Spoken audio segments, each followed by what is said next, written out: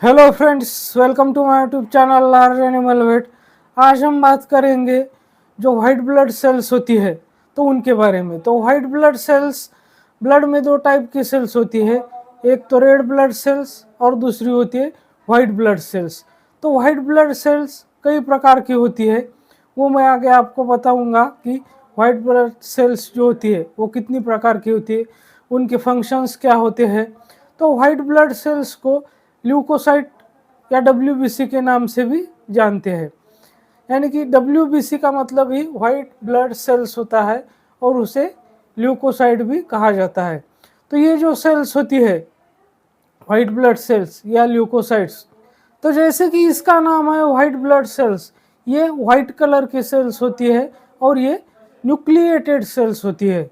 ये सेल्स जो होती है वो इंडिपेंडेंटली मूवमेंट करने के लिए कैपेबल होती है और इसका साइज जो होता है वो सर्कुलर होता है। इसके अगर हम डायमीटर की बात करें तो 8 to 25 माइक्रॉन्स इसका डायमीटर होता है। इसके अगर हम लाइफ स्पैन की बात करें तो इसका लाइफ स्पैन जो होता है वो कुछ घंटों से लेकर कुछ साल तक हो सकता है। और अगर ब्लड में हम इसके किसी हेल्दी पशु के ब्लड में इसके क्वांटिटी की बात करें तो 9 to 12,000 माइक्रोलीटर पर ब्लड, इतनी क्वांटिटी में ये सेल्स होती है। इस व्हाइट ब्लड सेल या ल्यूकोसाइट का फॉर्मेशन जो होता है वो बोन मैरो में एंड जो लिम्फेटिक ऑर्गन्स होते हैं तो उसमें होता है। तो हम इसी व्हाइट ब्लड सेल के बारे में थोड़ा डिटेल से जानते हैं कि ये कितनी प्रकार की होती है, कितनी होती है और उसका क्या क्या रोल होता है। लेकिन उससे पहले अगर आप मेरे चैनल से नए जुड़े हैं या अभी तक आपने मेरा चैनल सब्सक्राइब नहीं किया है तो प्लीज़ मेरे चैनल को लाइक, शेयर और सब्सक्राइब करें। साथ में बेल वाला आइकन दबाकर ऑल वाला ऑप्शन भी चुनें ताकि भविष्य में आने वाली हर वीडियो की नोटिफिकेशन आपको समय समय पर मिलती रहे।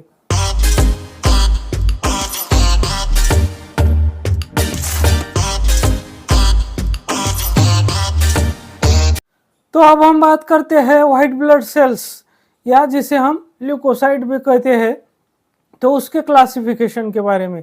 तो उसके अगर हम क्लासिफिकेशन की बात करें तो ये जो वाइट ब्लड सेल्स होती है वो दो कैटेगरी में इसका क्लासिफिकेशन किया जाता है।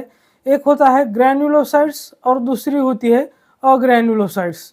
और जो ग्रैन्युलोसाइट्स होती है तो उसमें भी उसका क्लासिफिकेशन किया जाता है। तो ग्रैन्युलोसाइट्स जो होती है जैसे कि न्यूट्रोफिल्स, यूसिनोफिल्स और बेसोफिल्स। और अग्रैन्युलोसाइट्स जो होती है तो वो होती है लिम्फोसाइट और मोनोसाइट। तो जो ग्रैनुलोसाइट्स होती है तो उनमें सबसे पहले हम बात करते हैं न्यूट्रोफिल्स की। तो न्यूट्रोफिल्स को पॉलीमार्फ भी कहा जाता है। और अगर हम कैटल की बात करें तो जो टोटल ल्यूकोसाइट होती है तो उनमें 25 to 35% जो होती है वो न्यूट्रोफिल्स होती है। और एक्यूट इन्फेक्शन के केसेस में इनका जो नंबर है, न्यूट्रोफिल्स का जो नंबर है वो रैपिडली इंक्रीज हो जाता है। न्यूट्रोफिल्स को फर्स्ट लाइन ऑफ डिफेंस भी कहा जाता है इन्फेक्शन में। न्यूट्रोफिल्स जो होती है वो हाईली फैगोसाइटिक होती है। तो फैगोसाइटोसिस का मतलब होता है कि जो फॉरेन मटेरियल होता है यानी कि जैसे कि माइक्रो ऑर्गेनिजम्स होते हैं तो उसको निगल लेना और उसको डिस्ट्रॉय करना, तो इसी को फैगोसाइटोसिस कहते हैं। तो नंबर 2 पर हम बात करते हैं यूसिनोफिल्स की। तो यूसिनोफिल्स जो होते हैं वो टोटल जो वाइट ब्लड सेल्स होती है तो उनके 2 to 5% ये होती है। और इन जो यूसिनोफिल्स होती है इनका नंबर इंक्रीज होता है, यानी कि ये सेल्स बढ़ जाती है जैसे कि क्रॉनिक पैरासिटिक इन्फेक्शन हो और एलर्जिक रिएक्शन हो। तो उस कंडीशन में यूसिनोफिल जो है वो बहुत ज़्यादा मात्रा में बढ़ जाती है। और यूसिनोफिल्स जो है तो उनका प्राइमरी फंक्शन जो होता है वो डिटॉक्सिफिकेशन, जो बैक्टीरिया टॉक्सिन प्रोड्यूस करता है तो उसको डिटॉक्सिफाई करना, और जो प्रोटीन होती है मतलब कि जो फॉरेन प्रोटीन होता है तो उसको और बैक्टीरियल टॉक्सिन को डिटॉक्सिफिकेशन करने का काम ये यूसिनोफिल्स करती है। तो नंबर 3 पर हम बात करते हैं बेसोफिल्स की। तो बेसोफिल्स जो है वो ब्लड में बहुत ही रेयरली पाई जाती है और वो 0.5 to 1% जो टोटल ल्यूकोसाइट्स होती है उसका सिर्फ 0.5 to 1% ये पाई जाती है। बेसोफिल्स जो होती है वो नॉन फैगोसाइटिक होती है, मतलब कि वो फैगोसाइटोसिस नहीं करती है, और इनमें हेपेरिन होता है जो कि ब्लड क्लॉटिंग को प्रिवेंट करता है। तो अब हम बात करते हैं अग्रैनुलोसाइट्स की। तो अग्रैनुलोसाइट्स जो है वो 100 डेज से लेकर 300 डेज तक फंक्शनल रहती है, और उसका जो क्लासिफिकेशन है तो उसमें लिम्फोसाइट्स और मोनोसाइट्स इस दो प्रकार की सेल्स होती है, और ये जो सेल्स होती है वो कहाँ प्रोड्यूस होती है, बोन मैरो और लिम्फोइड ऑर्गन्स में। तो सबसे पहले हम बात करते हैं लिम्फोसाइट की। तो जितनी भी वाइट ब्लड सेल्स होती है या ल्यूकोसाइट्स होती है तो उनमें सबसे ज़्यादा मात्रा में जो पाई जाती है तो वो है लिम्फोसाइट। तो वो पाई जाती है 55% to 65%। ये सेल्स एंटीबॉडीज और एंटीटॉक्सिन्स प्रोड्यूस करती है, और ये नॉन फैगोसाइटिक होती है। तो अब हम बात करते हैं नंबर 2 पर मोनोसाइट्स की।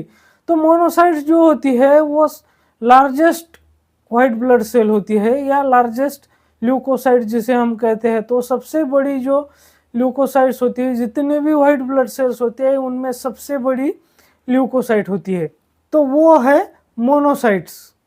और जो टोटल वाइट ब्लड सेल्स होती है तो उसका 5 to 6% ये मोनोसाइट्स होती है, और ये जो है वो हाईली फैगोसाइटिक होती है। और मोनोसाइट्स जो है वो कब इंक्रीज होती है, जैसे कि क्रॉनिक इन्फेक्शन होता है, जैसे कि ट्यूबरक्लोसिस, तो उस कंडीशन में इसका नंबर जो है वो बहुत ज़्यादा मात्रा में ये बढ़ जाती है। तो ये हो गया जिसे हम वाइट ब्लड सेल्स या WBC या फिर ल्यूकोसाइट कहते हैं, तो उसका पूरा क्लासिफिकेशन, जैसे कि ग्रैनुलोसाइट्स कौन सी होती है, अग्रैनुलोसाइट्स कौन सी होती है, तो उसके बारे में, और उनके क्या क्या फंक्शन होते हैं, वो कौन सी सेल्स कितने % मौजूद होती है, ये सारी जानकारी आपको जब ब्लड टेस्ट करनी होती है तो ये जानकारी बहुत ज़्यादा काम की होती है। तो मेरे साथ बने रहने के लिए आपका बहुत बहुत धन्यवाद।